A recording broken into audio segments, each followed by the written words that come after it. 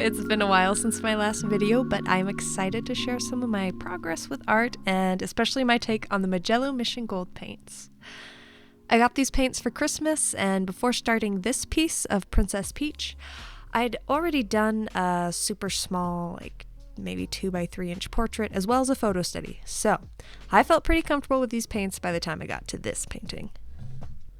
What I love most about these paints is, besides how pigmented they are and just bright, is how smooth of a gradient you can get with them, which is really awesome for how I like to do portraiture work, especially for doing smooth washes of color for skin tones.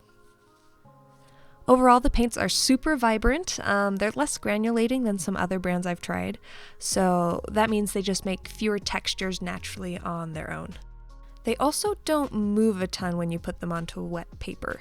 You kind of have to pull the paint where you want it to go, which for me, I love this because of how much control it gives me over what I'm making.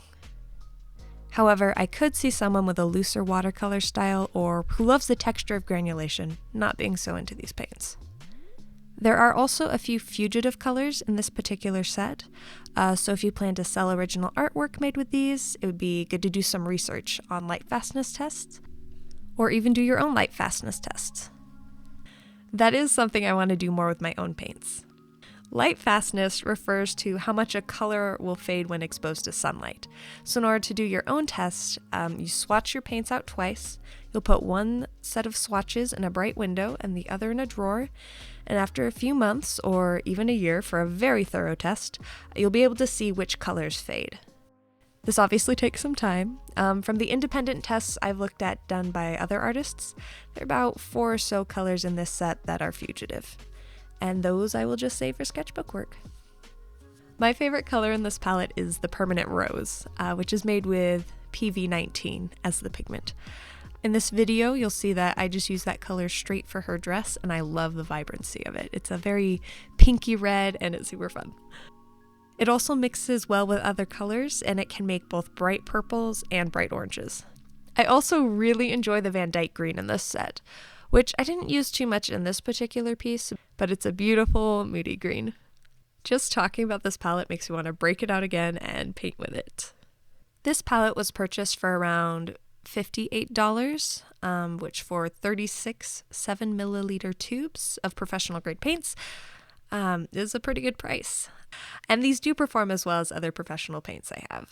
Currently, I think I like them more than my Daniel Smith paints, but that's really personal preference for the amount of control these gives me. I imagine that the paints I consider my favorites will evolve over time, just as my art process will, and that's cool. I do think this set could be rounded out by someone adding a few more granulating paints from other brands, but I don't think it takes much more to feel like you have every possible option available to you. That said, you do not need this many colors if you're just starting out painting. I started learning with a Winsor & Newton Cotman travel set. It was definitely student grade paint, and the 12 colors were plenty for me to figure out color mixing and different watercolor techniques. I've built my current watercolor collection up over years, and I do some commission work on the side, so that's why I have what I have. So many paints. If I were just starting again, I think the Prima Marketing, maybe that brand is called Art Philosophy now, I'm not sure. Anyways, their tropical set is excellent for learning mixing. They have other cute palette sets as well, but I've really only tried their tropicals one, and they're really fun student grade paints. The colors are more fugitive, but when you're just learning, that really isn't as big of a deal. That said, if you have the budget for it, the Mijello Mission Golds are super fun. And it will take a really long time for me to run out of these paints. The 7ml tube size looks really cute and tiny, but because they're so pigmented, a little goes a long way.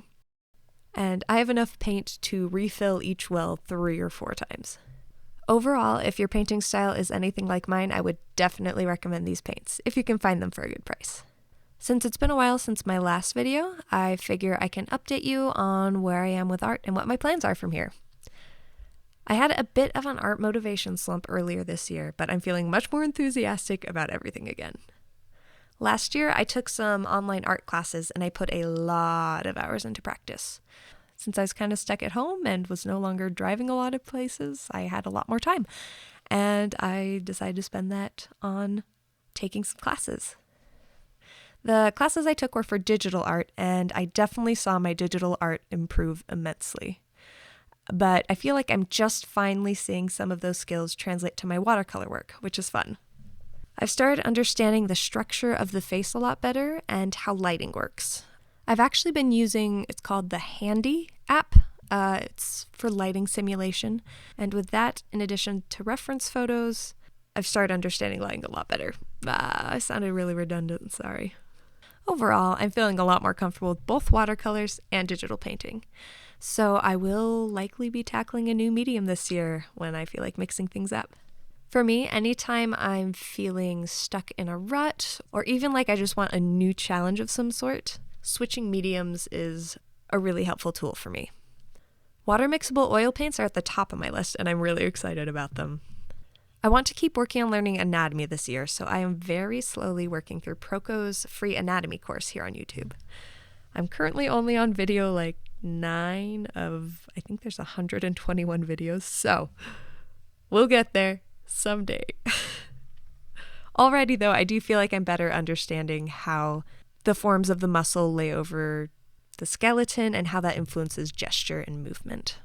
Another thing I want to develop are environments and expressions, and being intentional about color palettes. And basically I really just want to get better at everything. So I will just keep making lots of art, getting honest critiques from people close to me, and I'll just work at it. All right, congrats to you if you made it this far through the video. I'll leave you with the rest of the painting footage, and let me know in the comments if you have any ideas for video topics or questions you have. Have a beautiful day. Bye. Cue music.